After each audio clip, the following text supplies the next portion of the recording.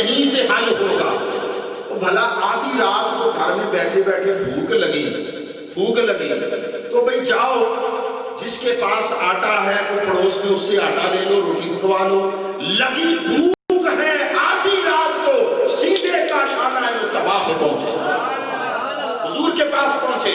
آدھی رات کا وقت، حضور کے بھی باہر آنے کا وقت نہیں ہے۔ اب انہوں نے کہا آ تو گئے ہیں، کیا کریں؟ یہ تو بے ادبی ہے نا، دروازہ کھٹکھٹائیں حضور کو اس وقت آدھی رات کو زحمت دے۔ وہ ادھر پہنچ کر یہ خیال کر رہے تھے، ادھر دروازہ کھلا، مصطفیٰ باہر تشریف لے آئے، حضور باہر تشریف لے آئے۔ یہ حضور علیہ السلام آقا اپنے غلاموں سے اور پوری کائنات کے ایک ایک فرد کے احوال سے باخبر ہے۔ کیوں؟ کہ حضور کا نصاب وہ ہے جس میں سب کچھ ہے، تو نصاب پر آنے والے کا عالم کیا ہوگا۔ اب حکمت دوسرا مضمون ہے۔ عرض کی مولا دنیا تو ہوا قلیل، جس کو تو خیر کثیر کہہ رہا ہے کہاں سے ملے گا؟ فرمایا میرے مصطفیٰ کی دہلیز سے، چوکھٹ مصطفیٰ سے۔ اور اب آپ سے ایک بات پوچھوں، اگر کسی کی ذمہ داری لگا دی جائے، ان کی ذمہ داری لگا دی جائے کہ بھئی آپ کے پاس جتنے لوگ آئیں اس غرض سے آپ نے سب کو 1000 روپیہ دینا ہے، ایک 1000 روپیہ، 10 آئیں، 20 آئیں، 50 آئیں، 100 آئیں، لاکھ آئیں، سب کو 1000 دینا ہے۔ تو ان کے اپنے پاس ایک ہی 1000 ہو تو کام چلے گا؟ ذمہ داری لگا دی جائے کہ 100 آئیں اس کو سب کو 1000 دینا ہے، 1000 آئیں تب بھی 1000 دینا ہے، اور ان کو دیا جائے صرف 1000 تو کام چلے گا؟ نہیں۔ اب حکمت ہے خیر کثیر، اور فرمایا جس کو چاہیے، پوری امت کے لیے دروازے کھلے ہیں، جو خیرات حکمت پانا چاہے مصطفیٰ کے دروازے پر جائے، اور وہ حکمت ہے کثیر۔ تو جو کثیر بانٹنے والا ہو، اس کے اپنے پاس فقط کثیر ہی ہو تو نظام چلے گا؟ نہیں چلے گا۔ مولا حضور ہمیں تو کثیر بانٹنے پر تو نے معمور کر دیے، حضور کو کیا دیا؟ فرمایا کثیر سے کام نہیں چلتا تھا، وہ تو ایک کو دیتے ختم ہوتا، تمہیں کثیر بانٹنے کے لیے پہلے مصطفیٰ کی جھولی کو اِنَّا آتَيْنَاكَ الْكَوْثَرَ کہہ کر بھر دیا۔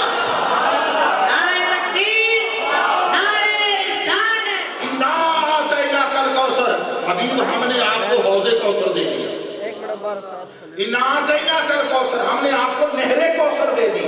یہ معنی ہوگا امتی کے لیے رب فرمائے قرآن میں وَلِمَنْ خَافَ مُقَامَ رَبِّهِ جَنَّتَانِ، جس پر رب کا خوف طاری ہوا، گناہ کا موقع ملا، کوئی روکنے والا نہیں تھا، کوئی دیکھنے والا نہیں تھا، اللہ کا خوف طاری ہوا، خوف و خشیت الہی کے باعث گناہ چھوڑ دیا، اللہ فرماتے ہیں اس امتی کے لیے میرے پاس 2 جنتیں ہیں، 2 جنتیں۔ کتنی؟ 2۔ اب آپ سے پوچھتا ہوں، حوض کوثر یا نہر کوثر جنت سے بڑا ہے یا جنت سے چھوٹا ہے؟ چھوٹا ہے جنت سے۔ حوض کوثر جنت کا جز ہے، جنت میں نہر کوثر ہوگی۔ یہ کوثر، سلسبیل، تسنیم، یہ جنت کی نہریں ہیں، جنت کی نہریں ہیں۔ ارے امتی فقط ایک موقع پر خشیت الہی سے گناہ ترک کر دے، امتی کو 2 جنتیں، اور نبی کو احسان جتلا کر، اِنَّا آتَيْنَا جمع کا صیغہ ہے، محل احسان ہے، نبی کو محل احسان پر جنت کا ایک جز، جنت کا ایک ٹکڑا، جنت کا ایک چھوٹا سا حصہ، ایمان سے کہیے کوئی بات بنتی ہے، کوئی ذہن قبول کرتا ہے؟ امتی کو پوری سالم 2 جنتیں، اور نبی کو احسان کر کے جنت کا ایک حوض کوثر، ایک نہر کوثر۔ مولوی صاحب کو سمجھ نہیں آئی کہ اس نے کیا دیا، اور اس نے اللہ کے کرم کو کتنا محدود کر دیا، اور خدا کے فضل و احسان کو اپنے ذات جتنا سمجھا۔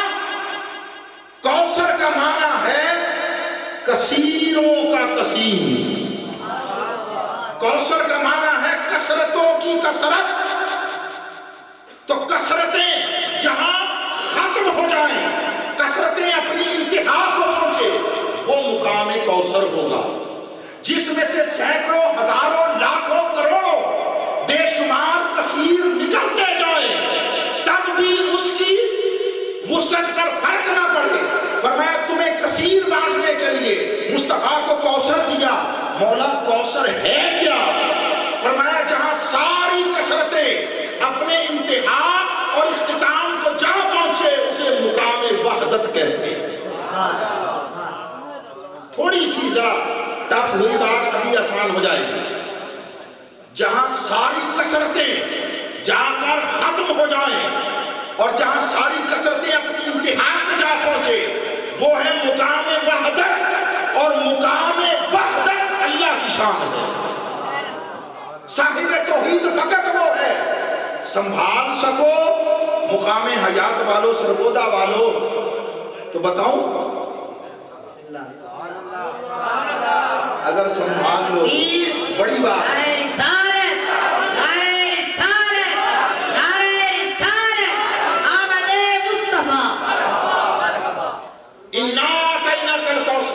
कौसर अर्ज किया कसरतों की कसरत। जहां कसरतें अपने इंतहा को पहुंचे, उसे वो है मुकाम वहदत और वो है शान खुदाबंदी, वो शान तौहीद उसकी है। फरमाया इन्ना आतैना कल कौसर।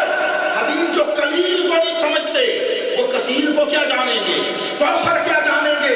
मगर हम तर्जुमा कर रहे हैं, अरे कौसर शान वहदत को कहते हैं, ये रब की शान है। इन्ना आतैना कल कौसर कहकर उसने फरमाया सोनिया और किसी शय की क्या बात करनी, जन्नतें तेरी, नेमतें तेरी, खजाने तेरे, अताएं सब तेरे। कौसर की शक्ल में तेरा खुदा तेरा हो गया, मैं तेरा हो गया।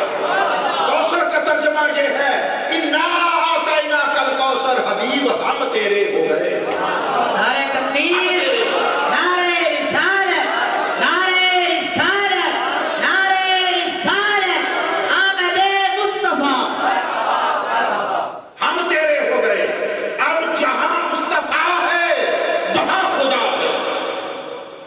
जिसके साथ मुस्तफा है उसके साथ खुदा है। तो जिसके साथ खुदा हो, अब उसको क्या थोड़, खुदा जिसका हो जाए। तुम जन्नतों की बात करते हो, तुम हौजों और नहरों की बात करते हो, खुदा खुद मुस्तफा का हो गया, खुद मुस्तफा का हो गया। ये माना है कौसर का। और कसीर हिकमत है, वो हिकमत तहरीज मुस्तफा से मिलती है। और ये दूसरा सब्जेक्ट था, ये अलग मुस्तकिल सब्जेक्ट है। कुरान अलग सब्जेक्ट है। इल्म मुस्तफा इल्म कुरान से भी वसी है। हिकमत अलग सब्जेक्ट है, उसमें मुस्तफा की शान और इख्तियार कौसर की हामिल है। और तीसरा सब्जेक्ट आया वयुअल्लिमुकुम मा लम तकूनु तालमून, वयुअल्लिमुकुम मा लम तकूनु तालमून। और मेरा मुस्तफा कुरान की भी तालीम देता है, हिकमत की भी तालीम देता है, मगर यहीं तक अमल तदरीस मुस्तफा रुक नहीं जाता। एक और सब्जेक्ट भी है। बोला क्या? फरमाया वो ऐसे उलूम हैं जिनका कोई नाम ही नहीं है। वो ऐसे सब्जेक्ट्स, ऐसे मज़ामीन, ऐसे उलूम है जिनका कोई नाम ही नहीं है। तुम क्या जानो? तुम तो उन्वानात के तहत इल्म पढ़ते फिरते हो ना। ये बायोलॉजी है, ये केमिस्ट्री है, ये आईटी है, ये एस्ट्रोनॉमी है, ये फुला है, फुला है। मेरी बारगाह में बहुत सारे उलूम ऐसे हैं जिनका उन्वान कोई नहीं। और सुन लो, वो इल्म किताबों से नहीं आते, वो इल्म किताबों से नहीं आते। मैंने इसलिए कुरान मजीद लिया ताकि आपको लफ्ज ब लफ्ज, हर्फ हर्फ पढ़कर सुना सकूं। ये जो मैंने कहा कि हुजूर वो इल्म भी सिखाते हैं जिनका उन्वान ही कोई नहीं। हजरत अबू हुरैरा से पूछो, वो कहते हैं लोगों हमने मुस्तफा से दो तरह का इल्म सीखा।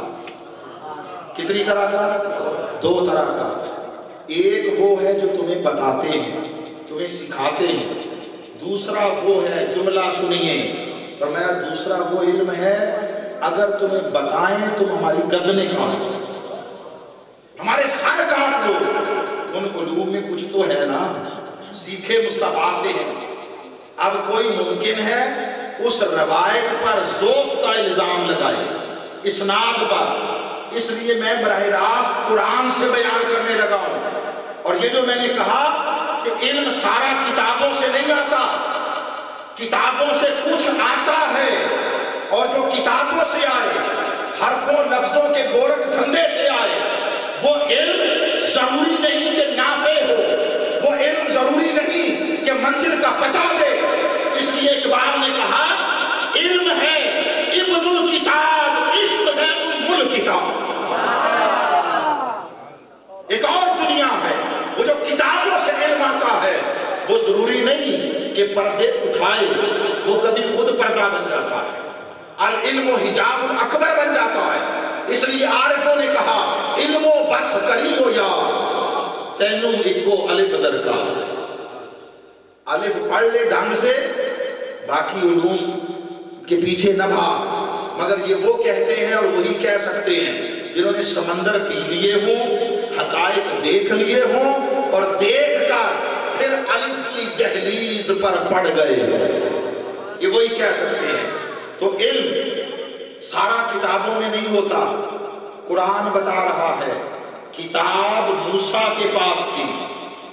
کس کے پاس؟ اور وہ کتاب میری آپ کی حضرت موسیٰ کی اپنی لکھی ہوئی تھی. وہ کتاب بھی من جانب اللہ نازل شدہ تھی، مگر کتاب موسیٰ کے پاس تھی.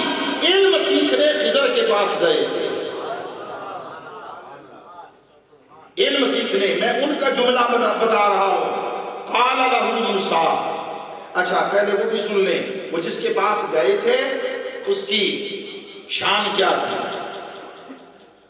جب وہ ڈھونڈتے ہوئے پہنچے وہاں مجمع البحرین پر، فوجدا عبدا من عبادنا، تو حضرت موسیٰ نے وہاں ہمارے خاص بندوں میں سے ایک بندہ خاص کو پایا. اور بعض روایات میں وہ نبی نہیں تھے. حضرت موسیٰ رسول بھی تھے، صاحب کتاب بھی تھے، صاحب شریعت بھی تھے. حضرت خضر کچھ تحقیق کے مطابق نبی بھی نہیں تھے، ولی تھے. بعض کے نزدیک نبی، بعض کے نزدیک ولی. یعنی نبی ہونا بالاتفاق قابل قبول نہیں ہے، کچھ کے نزدیک نہیں. ان کے پاس گئے اور اللہ فرماتے ہیں ہمارے خاص بندوں میں سے ایک بندہ خاص کو پایا. اس کی شان کیا تھی؟ آتیناہ رحمتا من عندنا، ہم نے اپنے پاس سے اسے خاص رحمت عطا کی. ایک نشانی یہ، ایک شے یہ، وَعَلَّمْنَاهُ مِن لَدُنَّا عِلْمًا، ہم نے اپنے پاس سے علم عطا کیا تھا. جو موسیٰ کے پاس تھا وہ کتاب کی شکل میں تھا، جو خضر کے پاس تھا وہ کتابوں سے نہیں آیا تھا، براہ راست فیض سے آیا. ان سے ملے. قال لہ موسیٰ، موسیٰ نے ان سے کہا هل اتبعک علی ان تعلمنی مما علمت رشدا. موسیٰ پوچھتے ہیں میں آپ کے ساتھ آپ کی صحبت اختیار کر کے رہ سکتا ہوں اس مقصد کے لیے کہ جو آپ کو سکھایا گیا ہے اس میں سے کچھ علم مجھے سکھا دیں. نبی، صاحب کتاب، صاحب شریعت.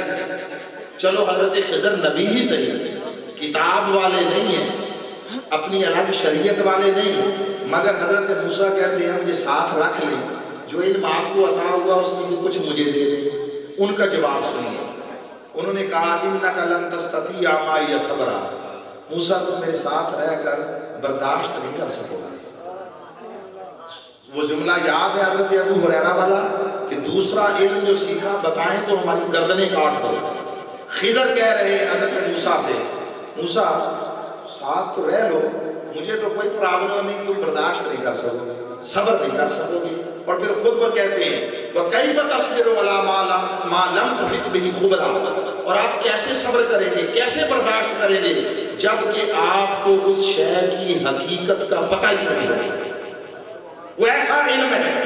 حضرت موسیٰ کہتے ہیں سَتَجِدُنِي إِنْ شَاءَ اللَّهُ صَابِرًا، یہ قول بھی اللہ نے اس لیے درج کیا کہ بعد کے واقعات سن کر کوئی یہ نہ کہے کہ شاید انشاءاللہ نہیں کہا تھا، انشاءاللہ بھی کہا، اور کہا وَلَا عَاصِي لَكَ أَمْرًا، میں کسی کام میں نافرمانی نہیں کروں گا۔ یہ جو آپ نے شرط لگائی، جو شرط لگائیں گے میں مانوں گا۔ انہوں نے کہا فَإِنِ اتَّبَعْتَنِي فَلَا تَسْأَلْنِي عَنْ شَيْءٍ حَتَّىٰ أُحْدِثَ لَكَ مِنْهُ ذِكْرًا، چلو ٹھیک ہے، رہنا چاہتے ہو رہ لو، شرط یہ ہے جب تک میں خود نہ بتاؤں سوال نہیں کرنا، تاکہ دیکھوں پہلے تمہاری برداشت کتنی ہے، تمہارا جذب کتنا ہے، تم اندر اتارنے کے کتنی صلاحیت کے مالک ہو۔ حضرت موسیٰ نے کہا ٹھیک ہے، پھر وہ چل پڑے آگے واقعات کو، میں واقعات کی طرف نہیں جا رہا، مگر سنیے پہلا واقعہ ہوا تو حضرت موسیٰ چپ نہ رہ سکے، بول اٹھے اخرجتہا لتغرق اہلہا، یہ اس لیے کشتی کو آپ نے نقصان پہنچا دیا کہ غرق ہو جائیں اس کے لوگ، لقد جئت شیئا امرا، کتنا بڑا کتنا عجیب کام کیا۔ قال الم اقل لک الم اقل انک لن تستطیع معی صبرا، موسیٰ میں نے کہا نہیں تھا صبر نہیں کر سکو گے؟ انہوں نے کہا اچھا چلے اب چھوڑ دیں، اب چھوڑ دیں، اب چپ رہوں گا۔ پھر اگلا واقعہ ہوا، پھر بول اٹھے، پھر انہوں نے کہا الم اقل لک انک لن تستطیع معی صبرا، موسیٰ پھر بول پڑے میں نے کہا نہیں تھا چپ نہیں رہ سکو گے؟ انہوں نے کہا اچھا من آپ رکھ لو، اب اگر بولا تو پھر جدا کر دینا۔ پھر تیسرا واقعہ ہوا، شرط بھی خود لگائی مگر پھر واقعہ ہوا چپ نہ رہ سکے، پھر بول اٹھے۔ اب حضرت خضر نے کہا ھذا فراق بینی و بینک، بس اب تیرا اور میرا معاملہ جدا۔ تو لوگوں سارا علم کتابوں میں نہیں ہوتا، بہت کچھ اور ذرائع سے آتا ہے، نسبتوں سے آتا ہے، صحبتوں سے آتا ہے، سینوں سے آتا ہے، نگاہوں سے آتا ہے۔ جو علم کتابوں سے آئے ضروری نہیں پردے اٹھائے، جو علم سینوں سے آتا ہے پردے اٹھا دیتا ہے، حقیقتیں دکھا دیتا ہے۔ نعرہ تکبیر، نعرہ رسالت، نعرہ رسالت، نعرہ رسالت، علماء اہل سنت، علماء اہل سنت۔ وہ جو کچھ حضرت خضر کے پاس تھا کہیں سے پایا ہوگا نا، کہیں سے ملا ہوگا نا، سن لو جو علم خضر تھا وہ بھی خیرات دہلیز مصطفیٰ تھا۔ میں اس چیپٹر کو نہیں شروع کر رہا مگر اس طرف جا رہا ہوں کہ علم دنیا بھر میں دستور، وہ جو ضابطہ بیان کیا کہ پڑھائے جانے والے نصاب سے معلم کا علم زیادہ ہوگا تو عمل تدریس ہوگا۔ اب سنیے، مصطفیٰ قرآن پڑھانے آئے، مصطفیٰ حکمت سکھانے آئے، مصطفیٰ مخفی پوشیدہ علوم بتانے آئے، یہ سارے تو مصطفیٰ کے سبجیکٹس ہیں جو پڑھانے آئے۔ مصطفیٰ کی اپنے علم کی وسعتیں کہاں تک ہوں گی، کہاں تک ہوں گی؟ بس دو واقعات میرے ذہن میں آ گئے۔ وہ علم جو کتابوں سے آتا ہے بڑا محدود ہوتا ہے، اکثر مشکوک ہوتا ہے، محدود اور مشکوک، حقیقت کی خبر نہیں ہوتی۔ اور جو علم سینوں سے نسبتوں سے آتا ہے وہ علم نافع بھی ہوتا ہے، وہ علم حقیقت بھی ہوتا ہے، وہ غیر محدود ہوتا ہے اور عقل کی حدوں سے ماورا ہوتا ہے۔ دلی میں ایک بزرگ تھے، ان کا لقب تھا رسول نما، رسول کو دکھانے والے، رسول نما لقب تھا۔ وہ ایک دن کسی درس کے قریب سے گزر رہے تھے، مدرسہ اس کے قریب سے، تو استاد کوئی منطق و فلسفہ پڑھا رہے تھے، منطق، اور اس میں بحث یہ چل رہی تھی کہ یہ جو آسمان ہیں یہ ایسے وجود ہیں کہ نہ پھٹ سکتے ہیں اور پھٹ جائیں تو نہ جڑ سکتے، یہ دونوں محال ہیں۔ استاد نے یہ پڑھایا، شاگرد کو بول اٹھا، اس نے کہا اگر ایسا ہی ہے، نہ پھٹ سکتے ہیں اور نہ جڑ سکتے ہیں، تو پھر شب معراج حضور کیسے گئے؟ کیسے گئے؟ پھٹے تھے یا نہیں؟ اگر پھٹے تھے تو پھر آج تک پھٹے ہوئے ہیں یا جڑ گئے ہیں؟ اب قضیے منطق کے تھے، اور جو سوال تھا وہ عقیدے اور عقیدت کا تھا۔ استاد منطق کی زبان میں انہیں سمجھانے کی کوشش کریں، اسی لیے کہا نا استاد کا علم زیادہ ہونا چاہیے پڑھائے جانے والے نصاب سے۔ استاد منطق کی زبان میں بات کرے، شاگرد کہے استاد جی لمبے چوڑے بکھیڑوں میں نہ ڈالیں، اتنی بحثوں میں نہ پڑیں، ہمیں صرف یہ بتائیں کہ آسمان پھٹے اور جڑے تھے یا نہیں؟ اگر پھٹے بھی تھے تو جڑے بھی تھے، تو پھر یہ کیا پڑھا رہے ہیں؟ اس کا کیا تعلق؟ استاد لگا رہا، مطمئن نہ کر پایا۔ اتنے میں حضرت رسول نما گزرے، پاس ٹھہر گئے، 2 منٹ سنتے رہے ان کی بحث، پھر پوچھا مولانا صاحب یہ بچے کیا کہہ رہے ہیں، کیا بحث ہے؟ انہوں نے دیکھا ایک پھٹے پرانے کپڑے ہیں میلے سے، پراگندہ بال ہیں، عجیب حلیے کا شخص ہے، مجذوب سا۔ انہوں نے دیکھا بابا جا تو اپنا کام کر، تیرے مطلب دی گل نہیں، یہ تیرے کام کی بات نہیں ہے۔ نہیں دسو تے صحیح نا مولوی صاحب کیا ہے؟ 2-3 دفعہ اشتہار کیا تو انہوں نے کہا چلو جان چھڑاؤ اس مجذوب سے۔ انہوں نے کہا میں نے پڑھا رہا ہوں کہ آسمان نہ پھٹ سکتے ہیں نہ جڑ سکتے ہیں، یہ کہتے ہیں اگر ایسا ہے تو حضور شب معراج کیسے گئے اور آئے؟ وہ بولے مولوی صاحب بس اتنی کی گل ہے، اتنی سی بات ہے۔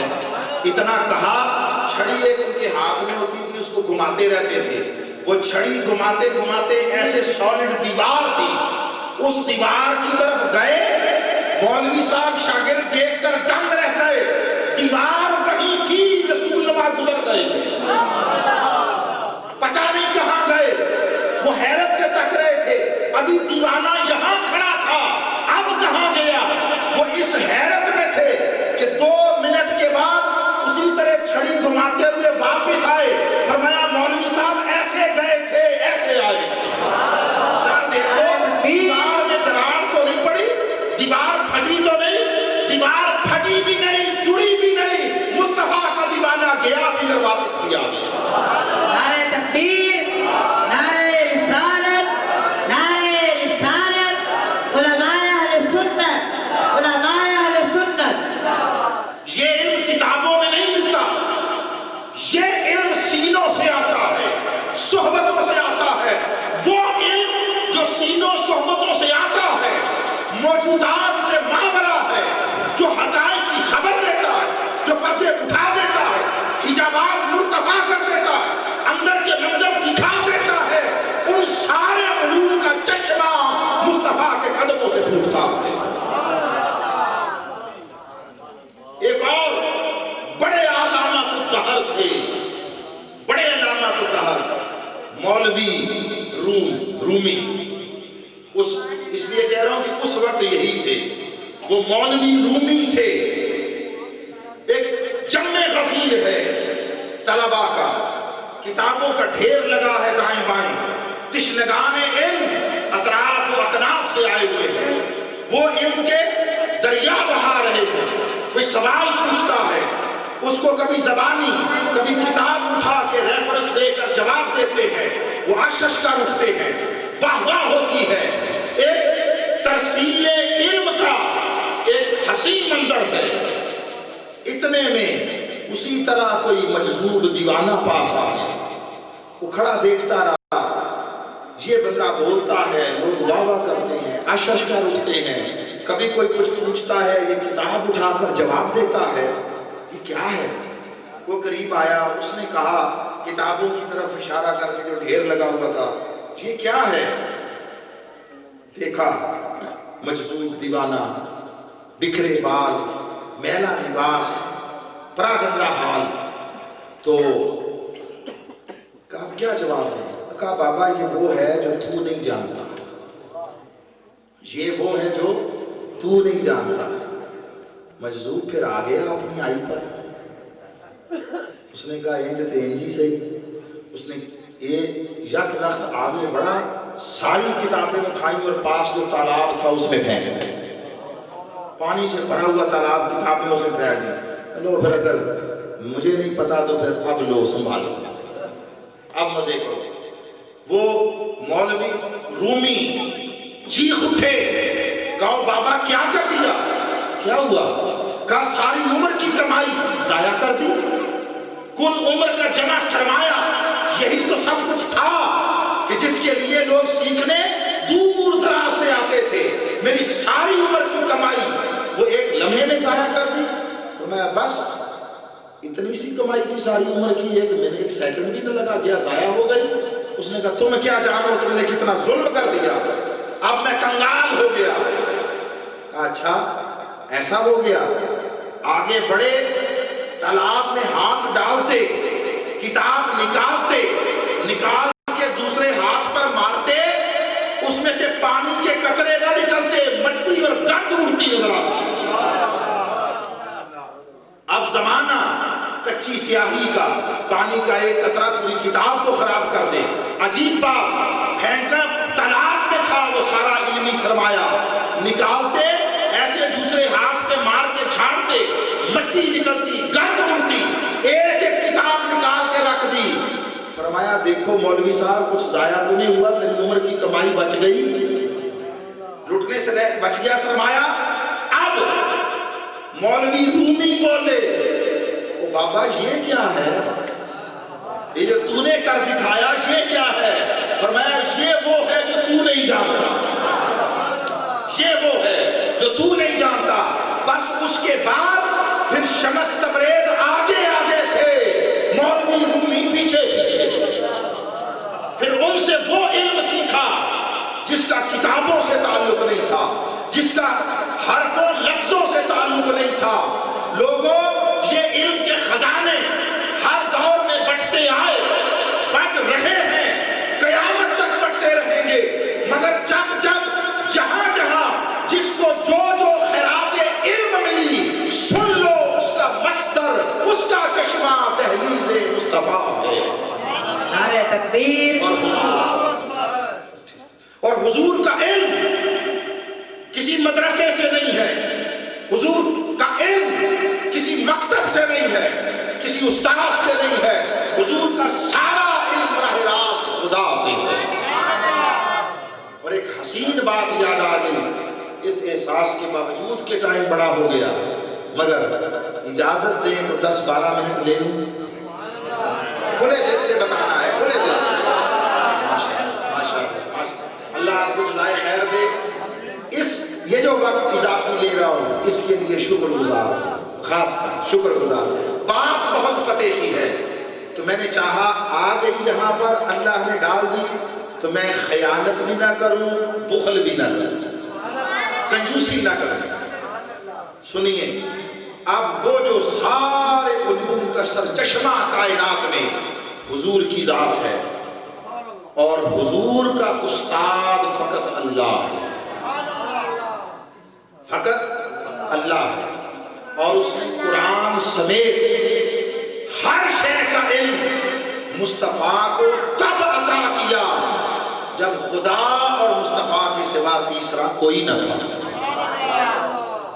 بعض لوگ نزول قرآن کا جو پروسیس ہے, غار حرا میں جو شروع ہوا, اس کا کچھ اور مطلب لیتے ہیں. آج ایک نیا مفہوم آپ کی گوش گزار کر کے جا رہا ہوں کہ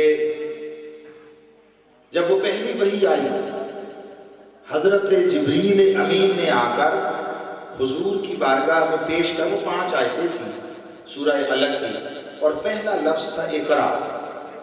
تو وہ آئے اور حضور کی بارگاہ میں کہا اقرا, پڑھیے.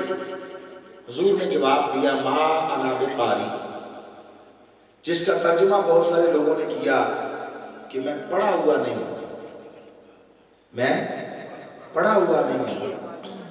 اگلی بات بتانے سے پہلے ایک سوال پوچھتا ہوں, جس شخص کی ذہانت و فطانت، جس کی دانش و بصیرت کا زمانہ معترف ہو، جو تجارت کے میدان میں جائے تو غیر معمولی نفع کما کے لائے، لوگوں کے حل نہ ہونے والے جھگڑے آئیں تو ایسا فیصلہ کرے کہ ہر کوئی خوش ہو کر واپس جائے۔ حجر اسود کی تنصیب کا پتہ ہے نا، جب وہ نصب کرنا تھا ہر کبھی